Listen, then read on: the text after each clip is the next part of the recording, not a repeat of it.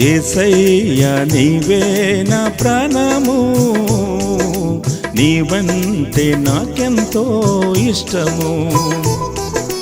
యేసయ్యా నీవే నా ప్రాణము, నీవంటే నాకెంతో ఇష్టము. ప్రైజ్ ది లార్డ్, హల్లెలూయా. ప్రభువైన యేసుక్రీస్తు వారి యొక్క పరిశుద్ధమైన నామములో లోకరక్షకుడు అనే కార్యక్రమం తరపున ప్రతి ఉదయము దీవెనవాణి అనే కార్యక్రమంతో ప్రభువును సంధించి ఆయన స్తుతించి మరి ధ్యానించి ప్రార్థించి దేవుని యొక్క ఆశీర్వాదాలు మనము పొందుకుంటూ ఉన్నాం. దేవుని స్తోత్రం. ప్రేమతో మిమ్మల్ని అందరిని ఆహ్వానిస్తున్నాం ఈ కార్యక్రమానికి. ప్రతి ఉదయం 5:30 నుండి 6 గంటల వరకు ప్రార్థన. ప్రేమల మా తండ్రి, వందనాలు స్తోత్రాలు చెల్లిస్తూ ఉన్నాం.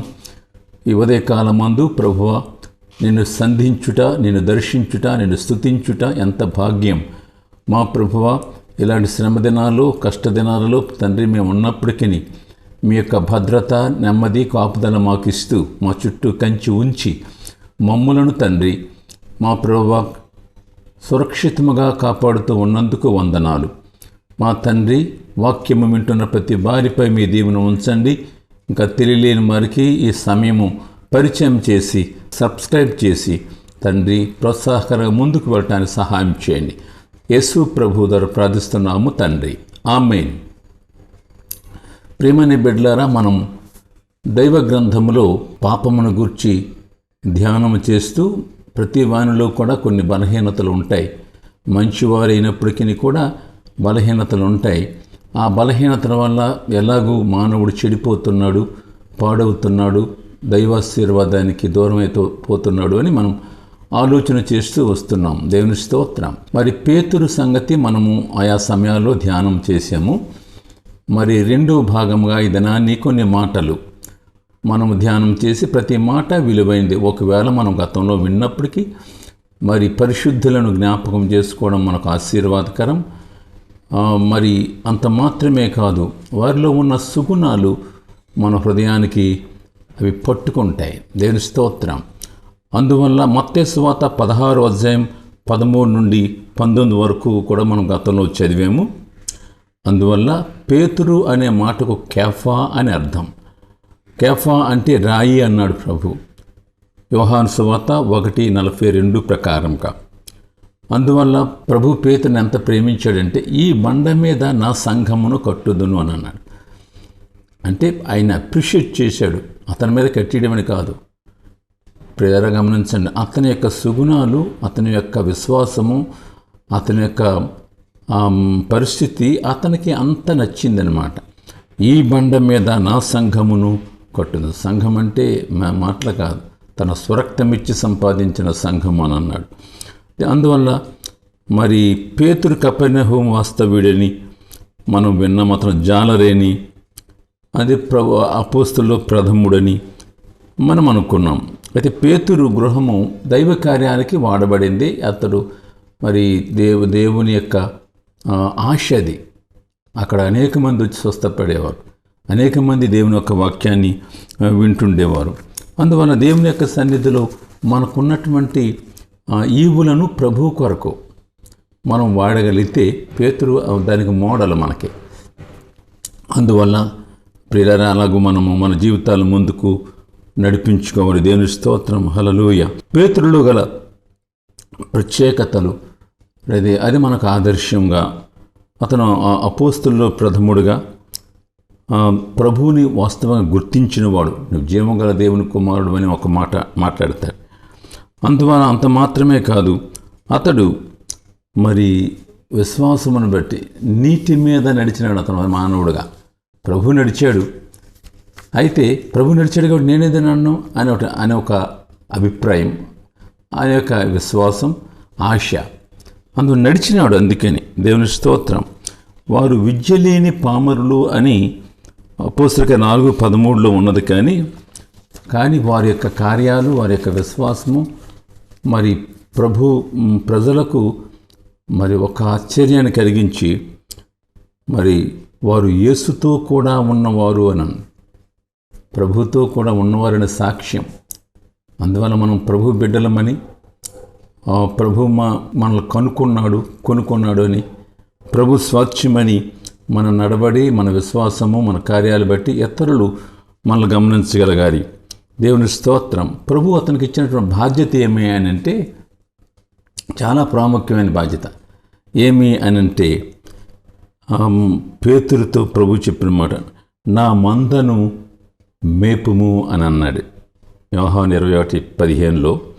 అలాగే 21:16 నా మందను కాయుము అన్నాడు. అది ప్రాముఖ్యం. మనం ఎంత సేవ చేసినా ప్రేమని బిడ్డలారా, ప్రభు మందని బలపరచాలి, మందకు సేవను అందించాలి, మందను వాక్యముతో బలపరచాలి, మంద పాడవకుండా, మంద తోడేలు ఎత్తుకెళ్ళిపోకుండా, మంద చెడిపోకుండా కాయాలి అని అన్నాడు. దేవుని స్తోత్రం. అందువల్ల పేతురునకు ఆ ధన్యత ఇవ్వబడింది. దేవుని స్తోత్రం. హల్లెలూయా. అందువల్ల ఈ విధంగా ప్రభు కొరకు అతడు అనేకమైనటువంటి కార్యాలు చేశాడు. అతను అలా తీసుకెళ్తుంటే రోగులను అలా తీసుకొచ్చి పెట్టేవారు, మంచం మీద లేకపోతే ఎత్తుకొని. ఎందుకు అంటే అపోస్తలుల కార్యాలు 5:15 మరి అతను నీడ పడితే స్వస్థపరిచిపోదు. ఎంత ఘనత! చనిపోయిన డ్వార్కాను లేపాడు. అంటే ప్రభు లేపిన కార్యాలు మనాదరణ లేపాడు. ఇంకా ఆయా స్థలాల్లో మనం చూసాం.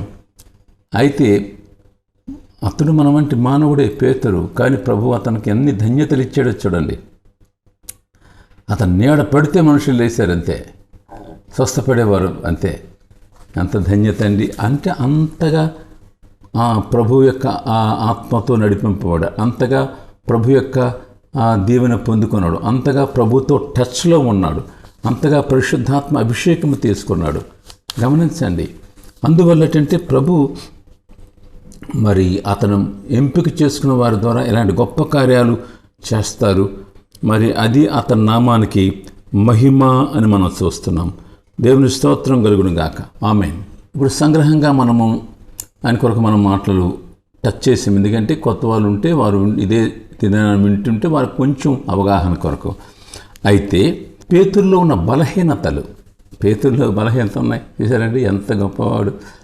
ఎందుకు మనం ఆలోచన చేస్తున్నామంటే ఈ సందర్భంలో ప్రియారా మనం గొప్పవారమే, మంచి విశ్వాసులమే, కానీ మరి జాగ్రత్తగా ఉండాలి సుమా, జాగ్రత్త అని మనం నేర్చుకున్నాం గతంలో.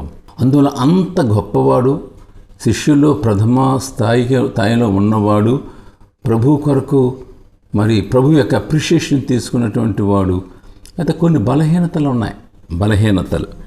చూడండి, మత్తయి సువార్త 26:33 నేను అందరూ అభ్యంతరపడిన, ఇదిగో మనుష్య కుమారుడు ఈ రాత్రి శత్రు చేతిలో మరి పడి అతను తీసుకొని పోబడినప్పుడు కాపరి వెళ్ళిపోతే మంద చెదిరిపోతుంది అనేటట్టుగా ప్రభు మాట్లాడితే, అందరూ అభ్యంతరపడినా, అందరూ వెళ్ళిపోయినా, అందరూ నిన్ను విడిచిపోయినా నేను మాత్రం వెళ్ళను ప్రభు అన్నాడు.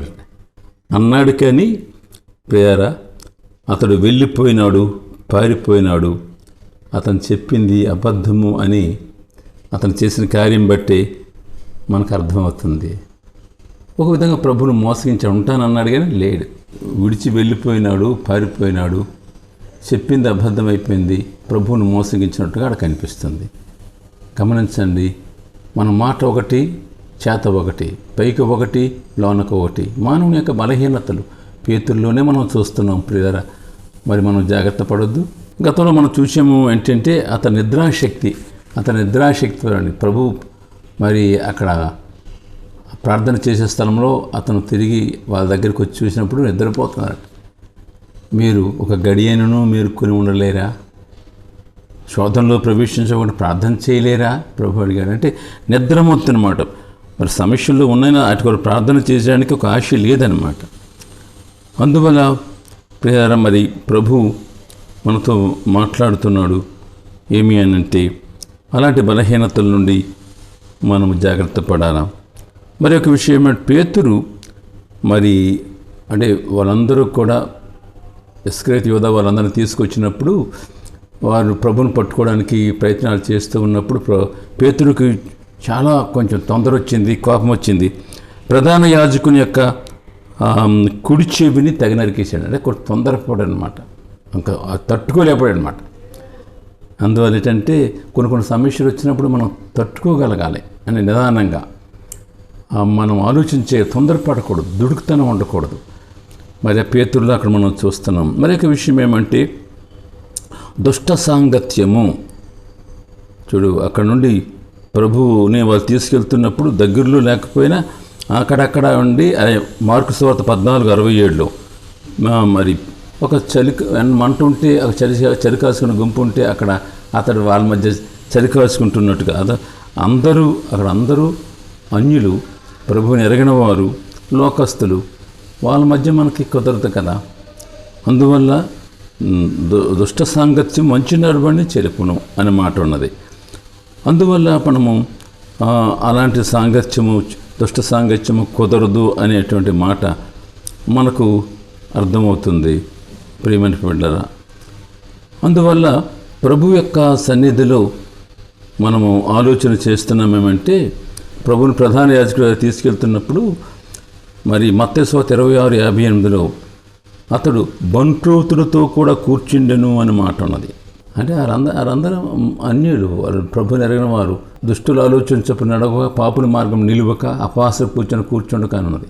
అంటే అతని బలహీనతలు, వాళ్ళ దగ్గర ఉండి వాళ్ళతో ఏకీవించడం, వాళ్ళతో వన్ ఆఫ్ ద పర్సన్స్గా ఉండడం, ఇవన్నీ కూడా మరి అందువల్ల అది మన పరిశుద్ధులకు తగవు అనేటట్లుగా మనము నేర్చుకుంటున్నాం.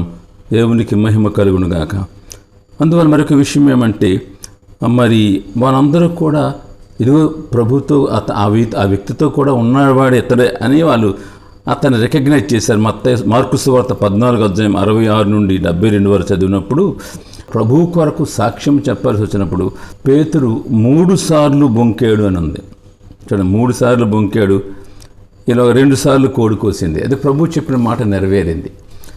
అందువల్ల నేను ఎరగను, అతను ఎవరో నాకు తెలియదు అనేటట్లుగా, అంటే బొంకడం, అబద్ధం చెప్పడం, అతని బలహీనతలు చూడండి. అందువల్ల అంత పెద్దవాడు, అంత ప్రభు కొరకు వాడబడిన వాడు, అంత బలహీనతలు మరి అతను మనం చూస్తున్నాం. అందువల్ల అలాంటి బలహీనతలు మన జీవితంలో ఉండకూడదు అని ప్రభు మాట్లాడుతున్నాడు. దేవుని స్తోత్రం, హల్లెలూయా. మార్కు సువార్త 14:68లో ప్రభువుని బహిరంగముగా అతడు తృణీకరించినట్లుగా ఉన్నది. బహిరంగముగా ప్రభుని తృణీకరించినట్టుగా. దేవుని స్తోత్రం కలుగునుగాక. ఆమేన్. మార్కు సువార్త 14:71లో అతడు తనకు తాను శపించుకున్నాడు, ఒట్టు పెట్టుకున్నాడు. ఎందుకు? నేను ఎరగనాయి, అతను నాకు తెలియదయ్యా, ఒట్టు అనేటట్టుగా. చూడండి, దైవ గ్రంథంలో మరి ఒక మాట ఉంది ఏంటంటే, ఎంత మాత్రము నువ్వు ఒట్టు పెట్టుకోవలదు అని ఉంది. అది తప్పు, దేవుని మాట అతిక్రమించినట్లు. మత్తయి 5:34లో ఒట్టు పెట్టుకోవడానికి వీలు లేదు అని. చూడు, అంటే ఏ మాట చెప్తున్నాడో తెలియదు. ప్రభువును కాదనడానికి, నాకు తెలియదనడానికి, నేను ఎరగనడానికి ఒట్టు కూడా పెట్టేసుకున్నాడు. అది దైవక్రమం కాదు, వాక్యం కాదు అని అది మనకు అర్థమవుతుంది. దేవునికి మహిమ కలుగునుగాక. ఆమేన్. ఒక మాట ఉన్నది యోహాను సువార్త 21:3లో. మరి ఈ కార్యక్రమాలన్నీ అయిపోయిన తర్వాత అతడు మిగతా సహోదరులతో అపోస్తలుడు ఏం చెప్పాడు? నేను చేపలు పట్టబోదును అని అన్నాడు వాళ్ళతోటి. అయితే నేను కూడా వచ్చేస్తాను, మేము కూడా వచ్చేస్తామని అన్నారు. ప్రభు వారిని మరి మనుషులు పట్టే జాలరుగా చేస్తానన్నారు. మరి ప్రభు వెళ్ళిపోయినంత మాత్రాన వారికి ఇవ్వబడినటువంటి పని ముగింపబడలేదు. అందువల్ల ప్రభువు ఏ పని కొరకు మనల్ని పిలిచారో ఆ పనిలో మనం ఉండాలి, ఆ పని కొరకు భారం కలిగి ఉండాలి. ప్రభు మనల్ని పోషించలేడా ప్రియారా? ప్రభు వాగ్దానం, మిమ్మల్ని మనుషులు పట్టే జాలరు చేస్తాను, మళ్ళీ మీ ఆటకెళ్ళాలని, మన వాళ్ళు పట్టుకోవాలని, బోట్ ఎక్కాలని అది లేదు. కానీ వారు మరి అలాగూ వారు ఎవరి పని మీద వెళ్ళిపోయినట్టుగా ఉన్నది. అయితే ప్రభు అతనితో చెప్పిన మాట ఏమి అని అంటే, యోహాను సువార్త 21:18 నీకిష్టమైన చోటికి నువ్వు ఇప్పుడు వెళుతున్నావు, నీకిష్టము కాని చోటికి నిన్ను మోసుకొని పోవును అని మాట ఉంది. అందువల్ల 21:19 యోహాను అతడు ఎట్టి మరణము వలన దేవుని మహిమపరచును దాన్ని సూచించి ఈ మాటలు ప్రభు చెప్పినట్టుగా ఉన్నది. అందువల్ల ప్రభు అతను అన్నాడు ఏంటంటే, ఫాలో మీ, నన్ను వెంబడించన్నాడు. అది పని, చేపలు పట్టడానికి వెళ్ళడం కాదు. అందువల్ల ఏదో మనం కొంతవరకు ప్రభువుతో ఉండి కొంతవరకు సేవ చేసి మళ్ళీ లోకంలో కలిసిపోవడం కాదు. అందువల్ల ప్రభు మనతో మాట్లాడుతున్నాడు. దేవుని స్తోత్రం కలుగునుగా. అందువల్ల మరి ఈ విషయాలు అవన్నీ చూసినప్పుడు, ప్రభువుని కాదన్నప్పుడు, లేకపోతే అబద్ధం నేను ఎరగనని చెప్పిన మాటలు, మరి అవన్నీ క్రోడీకరించుకొని ప్రభు సన్నిధిలో అతని యొక్క ఆత్మీయ స్థితిని అతడు చూచుకొని ప్రభువుకి నమ్మకస్తుగా లేకపోవడం, ఆడిన మాట తప్పిపోవడం, ప్రభువుకి దూరంగా ఉండడం, చెప్పిన పని చేయకపోవడం, ఇవన్నీ మరి ప్రభు యొక్క సన్నిధిలో అతడు మరి తప్పు కింద తెలుసుకొని ఒక మాట ఉన్నది అక్కడ, మొత్తం 26:75 అతడు పేతురు సంతాపపడి ఏడ్చెను అంటే అతడు కన్ఫెస్ అయ్యాడు. అయ్యో ప్రభువుకి నేను ఎంత దూరం, నేను ఇంత అబద్ధకుని అయిపోయాను, మాట తప్పిపోయాను, ఆయన మోసగించాను, శ్రమ వచ్చిందని పారిపోయాను, నేను ఎవరు అభ్యంతరపడినన్నాను, ఏ మాటలో కూడా నేను నిలవలేకపోయాను. ప్రభువా, నేనే నిన్ను అప్పగించాను తండ్రి, అపనమ్మకొస్తుంది ప్రభువా, నన్ను క్షమించు తండ్రి, ఇక అలా చేయను ప్రభువా అని గుండె బాదుకొని సంతాపపడి ఏడ్చెను అని ఉంది. అయితే గొప్ప మార్పు జరిగిన తదుపరి దేవుని ఆత్మచేత అతడు నింపబడి బలపడి బలమైన పాత్రగా ప్రభువు కొరకు అక్కడ నుండి వాడబడ్డాడు. గమనించండి, అతడు పడిపోయిన స్థితిలో అతడు గుర్తించి మార్పు కలిగినప్పుడు ఆత్మాభిషేకం పొంది గొప్ప కార్యాలు ప్రభువు కొరకు ఎన్నో శ్రమలు పడ్డాడట. ఎన్నో శ్రమలు. 1 పేతురు 5:1 ఉంది, క్రీస్తు శ్రమలను గూర్చి నేను సాక్షిని అని అంటున్నాడు. క్రీస్తు శ్రమలను గూర్చి అతనే సాక్షి అట. మరి పడి లేచినట్టుగా, తప్పిదం నుండి బయటకు వచ్చినట్టుగా ఇప్పుడు బలమైన సాధనముగా ఆత్మ నింపుదలలో వెళ్తున్నాడు ప్రభు కొరకు సాక్షిగా. అపోస్తలుల కార్యం 4:1-12 చూస్తే, యోధా నాయకులతో క్రీస్తుని గూర్చి మాట్లాడినందుకు వారు బంధించారట. నువ్వు ఆ మాటకు చెప్పడానికి వీల్లేదు, ఆ నామ ఎత్తడానికి వీల్లేదని అతన్ని బంధించారట. అపోస్తలుల కార్యాలు 12:3-19 వరకు చూస్తే, హేరోదు యాకోబును చంపించాడు, పేతురును కూడా చంపాలని పట్టుకొని చెరసాలలో వేయించాడు. అది యూదులకు ఇష్టమైనటువంటి పని అని తలంచాడట. ప్రభువు కష్టమైనా సరే, యూదులు ప్రజలకి నచ్చితే చాలు, ప్రభువుకు నచ్చకపోయినా ఇష్టమైన పని ఏ పనైనా చేసేస్తాను. హేరోదు అలా చేశాడు. అయితే ప్రభువు అతన్ని విడిపించినట్లుగా మనం చూస్తున్నాం. సువార్త ప్రకటన అపోస్తలుల కార్యం 5:40-41 యేసు నామమును చాటించి ప్రకటించినందుకు యోధా నాయకులచే బంధింపబడినాడు, హింసింపబడినాడు. యేసు నామములో ప్రకటించినందుకు ప్రేమైన బిడ్డలా గమనించండి. అందువల్ల ఆ నామము నిమిత్తము అవమానం పొందుటకైనను పాత్రులమని ఎంచుకున్నారు. అపోస్తలుల 5:41 ప్రభువు కొరకు ఏదైనా సరే, ఏ అంత అవమానమైనా పర్వాలేదని. చివరికి అతని యొక్క జీవితం ఎలా ముగించబడ్డదంటే, ప్రభువు కొరకు సిలువ వేయబడ్డాడు. నీరో చక్రవర్తి కాలంలో వాటికన్ కొండ వద్ద పేతురు తలకిందులుగా సిలువ వేయబడి ప్రాణమును ప్రభువు కొరకు అర్పించినాడు.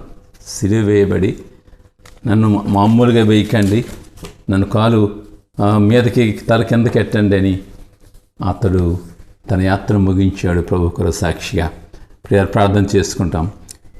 ఈ దినాన్ని ప్రత్యేకంగా మరి వెంకటి అనేటువంటి ఒక బిడ్డకు, మరి సోమేశ్వర గారి యొక్క సతీమణి, ఆ సిస్టర్కి బర్త్డే, దాని విషయంలో కూడా ప్రార్థన చేద్దాం. మహిమగల మా తండ్రి, వందనాలు. వాక్యం ద్వారా మాతో మాట్లాడినారు. పేతురు జీవితము ఎంతో ఆశీర్వాదకరమైంది. అతని జీవితంలో ఎన్నో ప్రత్యేకతలు మేము చూసాం, మాట్లాడారు. అయితే కొన్ని బలహీనతలు కూడా ఉన్నాయని మేము చూసాం ప్రభువా. అయితే అతడు కన్నీరు కార్చాడు, గుండె బాదుకున్నాడు, క్షమించమని అడిగినాడు, పశ్చాత్తాపడినాడు ప్రభువా. ప్రభు ద్వారా అతడు గొప్ప ఆదరణ పొంది క్షమించబడి ప్రభు కొరకు రోషము కలిగి బలమైన కార్యాలు, శ్రమైన, కష్టమైన, బాధైన ఏమైనా తండ్రి ఏ సవారికైనా నిలబడి గొప్ప కార్యాలు చేసి గొప్పగా వాడుకున్నారు మీరు ప్రభువా. మీకు వందనాలు. అంత మాత్రమే కాదు, అతడు సిలువ వేయబడినాడు నీరో చక్రవర్తి కాలంలో ప్రత్యేకమైన రీతిలో. తండ్రి ఎంత సమర్పణ, ఎంత త్యాగం. మరి తండ్రి అలాంటి సమర్పణ, త్యాగం, ఆసక్తి తండ్రి మా జీవితాల్లో మాకును కూడా మీరు అనుగ్రహించి కృప చూపండి. ఈ దినాన్ని ప్రత్యేకంగా వెంకటి అనే సహోదరి బోర్తిడే సోమేశ్వర గారి సత్యమని ఇంతవరకు కాచినందుకు వందనాలు. మరి రానున్న దినాల్లో సకల ఆశీర్వాదాలతో నింపండి, ఆ కుటుంబాన్ని దీవించండి. యేసు ప్రభు పరిశుద్ధమైన నామములో ప్రార్థిస్తున్నాము తండ్రి, ఆమేన్. ప్రభు కృప తోడైండునుగాక, ఆమేన్.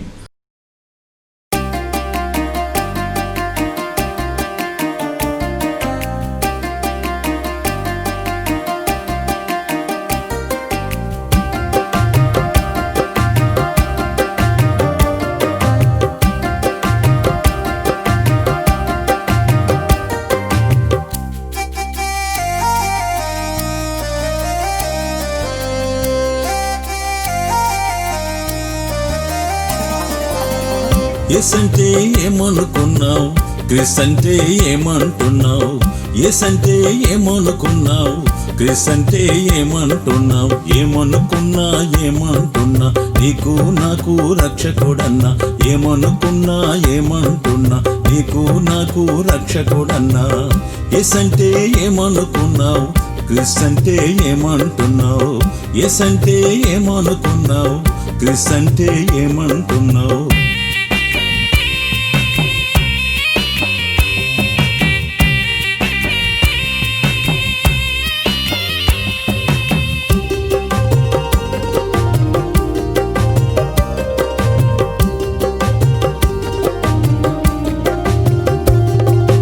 ఆదియు అంతంబు లేని వాడన్నాడు, యుగముల పూర్వమే ఉన్నవాడన్నాడు. తాను లేక ఏది కలుగలేదన్నాడు, నేనుగాక మరి దేవుడేడన్నాడు. ఆదియు అంతంబు లేని వాడన్నాడు, యుగముల పూర్వమే ఉన్నవాడన్నాడు. తాను లేక ఏది కలుగలేదన్నాడు, నేనుగాక మరి దేవుడేడన్నాడు. ఇంకేమి చెప్పాలి, ఏమని చెప్పాలి? యేసయ్య సంగతులు నేనెలా చెప్పాలి? ఇంకేమి చెప్పాలి, ఏమని చెప్పాలి? యేసయ్య సంగతులు నేనెలా చెప్పాలి? అతడే దేవుడు కాడా, నిజ దేవుడు కాడా? నా రక్షణ కాదా, నిరీక్షణ కాదా? యేసంటే ఏమనుకున్నావు, క్రీస్ అంటే ఏమంటున్నావు? యేసంటే ఏమనుకున్నావు, క్రీస్ అంటే ఏమంటున్నావు?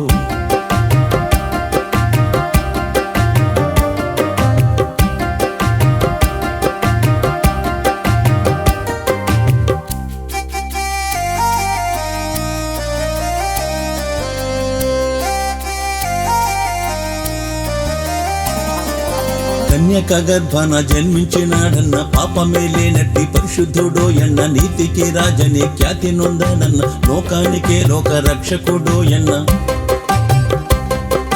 కన్యక గర్భాన జన్మించినాడన్న, పాపమే లేనట్టి పరిశుద్ధుడో ఎన్న, నీతికి రాజని ఖ్యాతి నొందాడన్న, లోకానికే లోక రక్షకుడో ఎన్న. ఇంకేమి చెప్పాలి, ఏమని చెప్పాలి? యేసయ్య సంగతులు నేనెలా చెప్పాలి? ఇంకేమి చెప్పాలి, ఏమని చెప్పాలి? యేసయ్య సంగతులు నేనెలా చెప్పాలి? అతడే దేవుడు కాడా, నిజ దేవుడు కాడా? నా రక్షణ కాదా, నిరీక్షణ కాదా? యేసంటే ఏమనుకున్నావు, క్రీస్ అంటే ఏమంటున్నావు? యేసంటే ఏమనుకున్నావు, క్రీస్ అంటే ఏమంటున్నావు?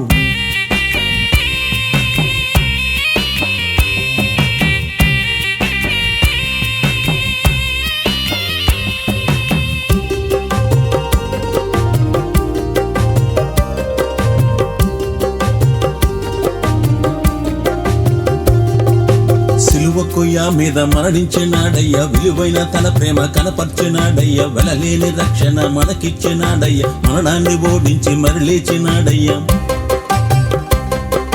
సిలువ కొయ్య మీద మరణించినాడయ్య, విలువైన తన ప్రేమ కనపర్చినాడయ్య. వెలలేని రక్షణ మనకిచ్చినాడయ్య, మరణాన్ని ఓడించి మరలేచినాడయ్య. ఇంకేమి చెప్పాలి, ఏమని చెప్పాలి? యేసయ్య సంగతులు నేనెలా చెప్పాలి? ఇంకేమి చెప్పాలి, ఏమని చెప్పాలి? యేసయ్య సంగతులు నేనెలా చెప్పాలి? అతడే దేవుడు కాడా, నిజ దేవుడు కాడా? నా రక్షణ కాదా, నిరీక్షణ కాదా? యేసంటే ఏమనుకున్నావు, క్రిస్ అంటే ఏమంటున్నావు? యేసు అంటే ఏమనుకున్నావు? క్రిస్ అంటే ఏమంటున్నావు? ఏమనుకున్నా నీకు నాకు రక్షకుడన్నా. ఏమనుకున్నా నీకు నాకు రక్షకుడన్నా. యేసు అంటే ఏమనుకున్నావు? క్రిస్ అంటే ఏమంటున్నావు? యేసు అంటే ఏమనుకున్నావు? క్రిస్ అంటే ఏమంటున్నావు? యేసు అంటే ఏమనుకున్నావు? క్రిస్ అంటే ఏమంటున్నావు? యేసయ్యా నీవే నా ప్రాణము, నీవంటే నాకెంతో ఇష్టము. యేసయ్యా నీవే నా ప్రాణము, నీవంటే నాకెంతో ఇష్టము.